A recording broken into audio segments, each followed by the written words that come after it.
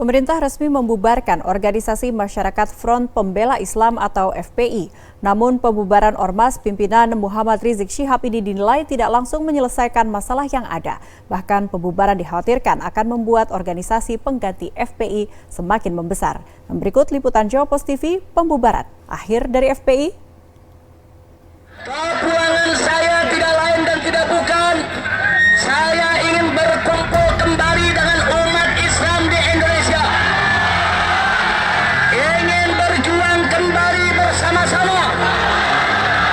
Maka itu kepulangan kali ini, saudara, tidak lain dan tidak bukan. Saya menyerukan dan mengajak kepada seluruh umat Islam Indonesia. Ayo sama-sama revolusi akhlak. 2 hari menjelang akhir tahun 2020, pemerintah mengumumkan membubarkan Organisasi Masyarakat Front Pembela Islam atau FPI. Pembubaran Ormas pimpinan Muhammad Rizik Syihab ini tertuang dalam Surat Keputusan Bersama atau SKB yang ditandatangani Menteri Dalam Negeri, Menteri Hukum dan HAM, Menteri Komunikasi dan Informatika, Jaksa Agung, Kapolri, serta Kepala Badan Nasional Penanggulangan Terorisme. Dalam SKB disebutkan FPI dibubarkan lantaran sejumlah alasan. Pemerintah menyebut organisasi yang berdiri 18 tahun silam itu tidak terdaftar sebagai organisasi kemasyarakatan di Kementerian Dalam Negeri. Anggaran dasar ormas yang bermarkas di wilayah Petamburan, Tanah Abang, Jakarta Pusat juga disebut bertentangan dengan Undang-Undang Ormas. Selain itu, aksi FPI juga dituding kerap mengganggu ketertiban dan keamanan masyarakat. Pemerintah melarang aktivitas FPI dan akan menghentikan setiap kegiatan yang dilakukan FPI karena FPI tidak lagi mempunyai legal standing baik sebagai ormas maupun sebagai organisasi biasa.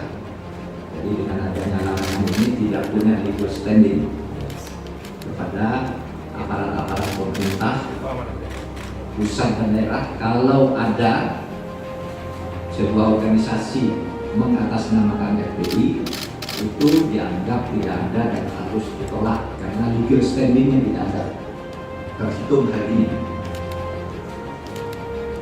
4. Pelanggaran kegiatan FPI ini dituangkan di dalam keputusan bersama 6 pejabat.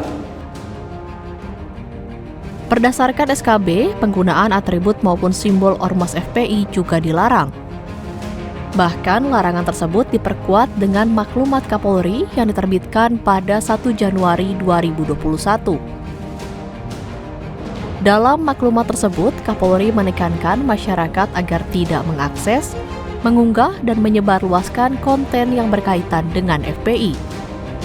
Jika ada yang melanggar, Kapolri mewajibkan anggotanya untuk menindak.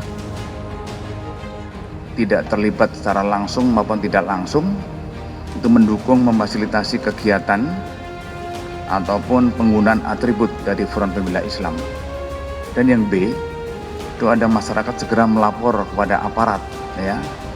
Bila menemukan ada suatu kegiatan simbol Front Pembela Islam maupun atribut serta tidak melaksanakan tindak pelanggaran hukum. Sikap pemerintah yang membubarkan FPI mendapat protes dari ormas yang berdiri pada 17 Agustus 1998 ini. Kuasa hukum FPI, Aziz Yanwar, menuding pemerintah melanggar kebebasan berserikat yang telah diatur dalam konstitusi. Aziz juga menyebut alasan FPI tidak memiliki surat keterangan terdaftar atau SKT tidak dapat dijadikan dasar untuk membubarkan organisasi tersebut.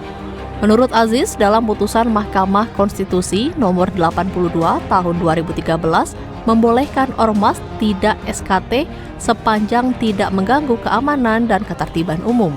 Prinsip kebebasan berkumpul dan berserikat, suatu ormas yang tidak mendaftarkan diri pada instansi pemerintah yang berwenang tidak mendapatkan pelayanan dari pemerintah atau negara, tapi tidak dapat menetapkan ormas tersebut ormas terlarang, atau negara juga tidak dapat melarang kegiatan ormas tersebut sepanjang tidak melakukan kegiatan yang mengganggu keamanan, ketertiban ketertiban umum atau melakukan pelanggaran hukum. Sehingga dengan demikian pelarangan tersebut jelas-jelas bertentangan dengan hukum yang berlaku. Pengamat intelijen dan keamanan Universitas Indonesia, Stanislaus Rianta menyebut, pembubaran dan pelarangan FPI tak langsung menyelesaikan masalah yang ada. Menurut Stanislaus, permasalahan FPI merupakan masalah terkait ideologi, sehingga pembubaran dan pelarangan tidak akan menghentikan aksi FPI. Pembubaran organisasi dinilai hanya sebagai tindakan administrasi yang bisa disiasati dengan pembentukan organisasi baru. Pembubaran juga dikhawatirkan bakal membuat pergerakan FPI sulit diawasi dan pengikutnya bertambah besar. Tidak menyelesaikan masalah, karena ini kan masalah gerakan, ini masalah ideologi. Penyelesaiannya bukan masalah dilarang itu. Semakin dilarang mereka akan semakin eksis. Justru sebaiknya dirangkul. Mereka dirangkul, kecuali kalau memang ada oknumnya atau pimpinannya benar-benar melanggar hukum, misalnya mendukung ISIS sudah dinyatakan sebagai organisasi teroris. Kenakan aja undang-undang terorisme, misalnya gitu kan. Pasca pembubaran, Stanislaus meminta pemerintah segera merangkul anggota FPI melalui ormas Islam seperti PBNU dan Muhammadiyah. Langkah ini dinilai perlu dilakukan karena para mantan anggota FPI juga merupakan warga negara Indonesia. Mereka dibina, karena ini kekuatan masyarakat yang cukup besar diorganisir. Kalau mereka dimanfaatkan dengan baik, itu bermanfaat kok. Misalnya ketika ada bencana alam, mereka juga turun. Mereka turun dengan membantu masyarakat dengan tulus hati.